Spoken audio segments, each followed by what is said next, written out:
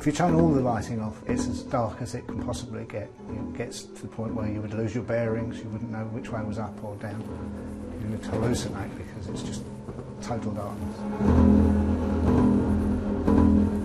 It's part of our day-to-day job, so you sort of take it for granted, but if you stop to think about it, it is an unusual thing to be doing, walking on your own through a tunnel through the middle of London with millions of people around you, and you're on your own. I'm Ray Middlesworth, I'm a maintenance engineer on the Post Office Railway.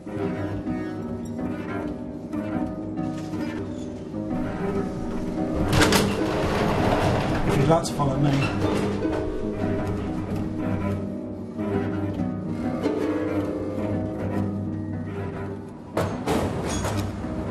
Driving this engine, you feel a feeling of independence because you are the only one in the cab, and it is a unique experience in that you can decide where you go. The road is set, but you can decide how far you go that day and when to stop, which is very unusual.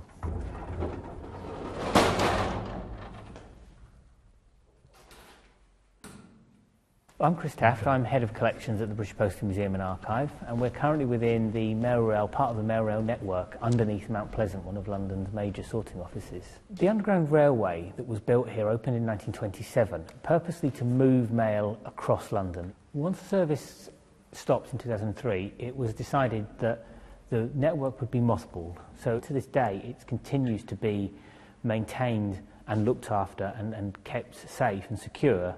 But the railway obviously has never operated since.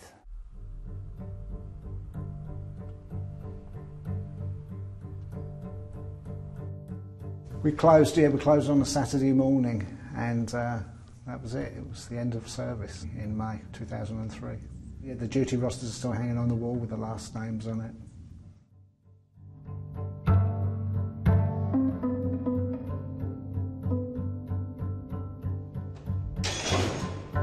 This one's nicknamed the Banana. It's for the yellow colour in it. We do tend to take ownership of the locos. They become your own personal vehicle, and they have personalities of their own.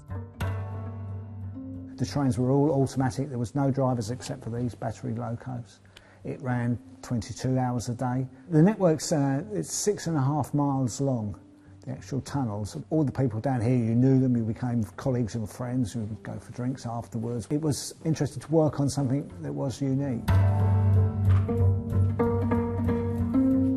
So 3 miles down that way to Whitechapel, 3 miles this way to Paddington. It's fairly cramped, so I'm not sure I'm going to go too much further. Railways have a fascination for people in general, and this one in particular because of its unique nature.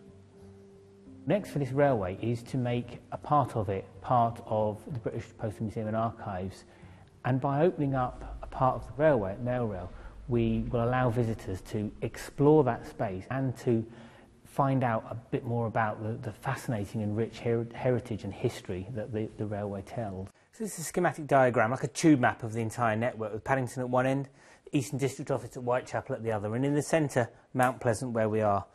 The Postal Museum's visitor ride would start here in the car depot, would come down along the platform, visit the platforms, around the loop, back round into the depot where the experience would finish. This would be a marvellous opportunity to come down here. I'm considerably lucky to have access to it and to be able to wander around it freely.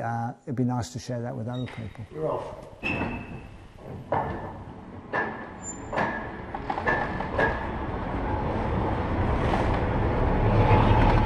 It's like having a giant train set, really. I used to have a train set when I was a boy, so I've upgraded a little bit.